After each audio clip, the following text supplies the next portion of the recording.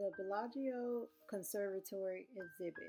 Each season, the enormously talented horticulture and engineering teams transform the 14,000 square foot botanical gardens into a showcase of inspiring sights, sounds, scents, and colors.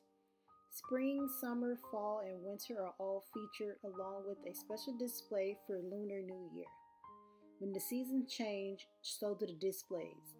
The talented conservatory team changes out the designs and also replants and repurposes as much of the living plant materials as possible, further celebrating Mother Nature and our commitment to sustainability.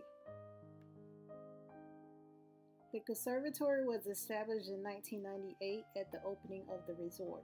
It is located next to the hotel's lobby and free to the public. It receives an average of 20,000 visitors daily. The conservatory was originally planned as an outdoor garden. Each seasonal display costs around $1 million to create. Props are put into storage for future use. Planning for each season is done in advance, and each display design is carried out by more than 100 workers over the course of several days. The conservatory uses thousands of plants and flowers for displays every year. In 2022, the resort introduced the Garden Table, a dining experience with seating alongside the conservatory attraction.